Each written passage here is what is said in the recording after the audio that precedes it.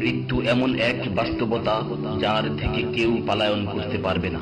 প্রত্যেকটি প্রাণীকেই মৃত্যুর স্বাদ আস্বাদন করতে হবে। আল্লাহ তাআলা পবিত্র কালামে মাজিদে ইরশাদ করেন, কুল্লু নাফসিন যায়িকাতুল মাউত, প্রতিটি প্রাণী ওই মৃত্যুর স্বাদ আস্বাদন করবে।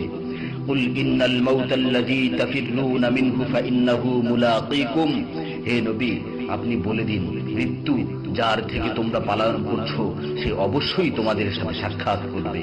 আইনামা তাকুনু ইউদরিকুমুল মাউতু ওয়ালাউ কুনতুম ফি বুরুজিম মুশাইয়াদা, তোমরা যেখানেই থাকো না কেন মৃত্যু তোমাদেরকে পাকড়াও করবেই, যদিও তোমরা সুদৃঢ় দুর্গে অবস্থান করো।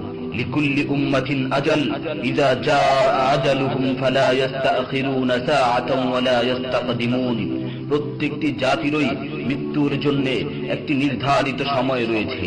যখন সেই নির্ধারিত সময় চলে আসে তখন তার থেকে এক মুহূর্ত আগ পিছ করা হয় না। এই ক্ষণস্থায়ী পৃথিবী যাকে নিয়ে তোমরা স্বপ্ন দেখছো, এই স্বপ্নের পৃথিবীও একদিন ধ্বংস হয়ে যাবে। কিয়ামতের সময় যখন নিকটবর্তী হবে তখন আল্লাহ সুবহানাহু ওয়া তাআলা নিজের দায়িত্বপ্রাপ্ত ফেরেশতাকে সিংহায় ফুৎকার দেওয়ার আদেশ দিবেন।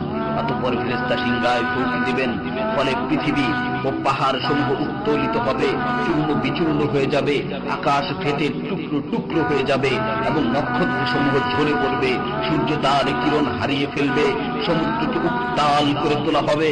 সেদিন কিয়ামতের ভূমিকম্প ও কিয়ামতের ভয়াবহ অবস্থা দেখে সকলেই মৃত্যুবরণ করবে।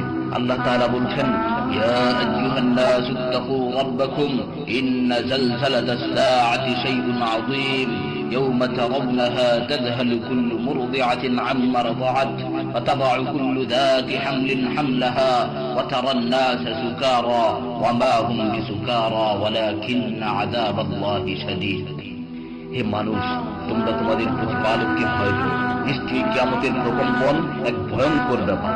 সেদিন তোমরা দেখবে প্রত্যেক স্তন্যদানকারিণী আপন দুগ্ধপোষ্য শিশুকে ভুলে যাবে এবং প্রত্যেক গর্ভধারিণী তার গর্ভপাত করে ফেলবে। তুমি দেখবে মানুষকে পাগলের মতো, আসলে ওরা পাগল নয়, তবে আল্লাহর আযাব